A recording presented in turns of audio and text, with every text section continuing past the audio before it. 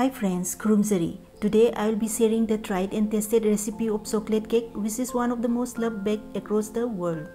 Let's see how it turns out when it is baked in oven and non-oven that is on top of a gas stove simultaneously. I am also going to present two different types of cake decoration using chocolate mousse frosting and whipped cream icing with ganache dripping. Please do watch it till the end without skipping to know the hacks and tips. If you like this video and haven't clicked the button yet, please do consider subscribing to the channel as it will motivate me a lot. So let's get started.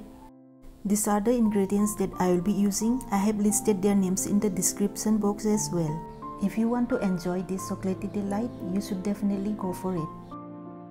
Before we start our baking, it is a must to line the cake tin with parchment paper or grease it with butter or oil and dust it with little Maida.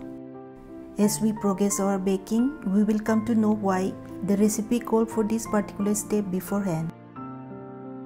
Moving forward, I will be taking powdered sugar in a big bowl, then adding 3 eggs to it, one at a time. Let's beat it with the help of a whisk, nice and proper, until they are well combined. You can use electric beater instead of whisking it by hand. Obviously, it will take less time and will give you a better result. For today, I will be sticking to this manual task, which is in fact born out of my curiosity pertaining to hand blender as against to an electric beater. Here goes the last one. 1 tablespoon essence added to further enhance the chocolatey aroma, which is optional. Then finally 1/4 cup cooking oil. I have used rice bran refined oil for this recipe as I find it odorless. I am going to whisk it until its volume almost doubles up and all the sugar is dissolved. We are done. Let's keep it aside for a while. I have taken 1 cup all-purpose flour in another bowl. Now I am going to add half cup cocoa powder and 1 teaspoon baking powder to it, which will be followed by a pinch of salt to slightly balance out the sweetness. This is again optional, you can skip adding it if you don't like salty flavor in cakes. I will give it a good mix. Now I am going to shift the powders to the other bowl containing sugar egg mixture.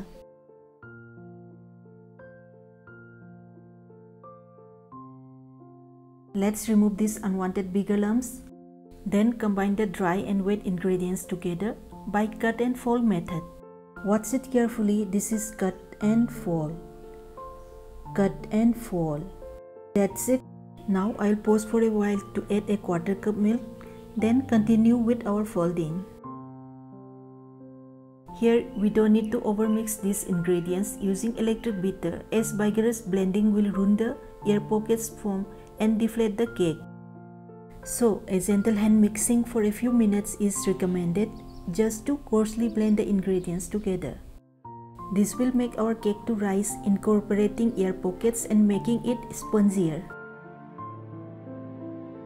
We can stop folding as no dry ingredients could be seen under mix. The batter is done. Let's pour it in a 9-inch cake tin. Pouring has to be done immediately after mixing is over, or else the action of baking powder will be flattened, making your cake deflated. Level the batter and bake it in the preheated oven at 170 degrees Celsius for 35 minutes. Well, this is the second cake batter made by using the same amount of ingredients as the previous one. I am going to bake it in a preheated normal karhai pan over the gas stove for 1 hour 20 minutes. Meanwhile, after 35 minutes, our oven cake is ready. Let's check it out how it turns out to be. We can see the edges of the cake pulling away from the inner surface of the pan, forming a visible gap between them, which means the cake is baked up to the mark. This is one of the ways other than the toothpick test to check if the cake is properly baked. And yes, we can say our cake is baked to perfection. It is spongy, soft and with many visible tiny pockets. Our next step is to unmold the cake and remove the parchment paper from the bottom portion. Now I will suggest a very useful hack or jugaad. Place a medium-sized bowl upside down and let a flat surface which may be a round-shaped chopping board or a plate, sit on top of it, and the cake turntable for the day is ready. Let's slice the cake horizontally into 2 equal halves and keep them aside. Meanwhile, we will be checking the other non-oven cake if it is done baking by simply inserting a toothpick. As it comes out clean, we can confirm it is fully baked. Let's trim off the uneven portion from the upper crust. Slice it into 2 halves as before and keep it aside for a while. As the cake slices are ready, we will now prepare whipping cream, ganache, and chocolate mousse one by one. So from here on, the action will do the talking for the rest of my recipe video. I hope you will enjoy the step that follows and cake decoration process.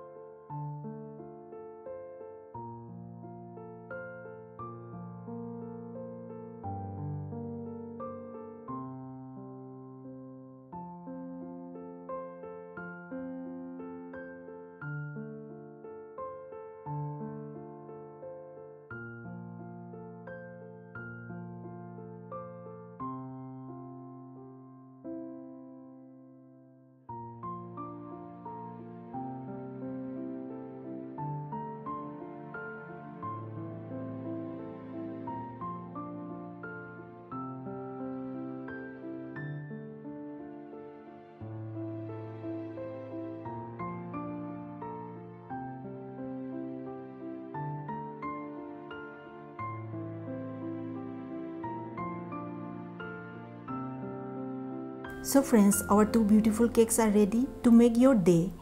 With no cake board, no turntable and no electric blender for better preparation, I have managed to come up with these two beautiful chocolatey delight. So can you.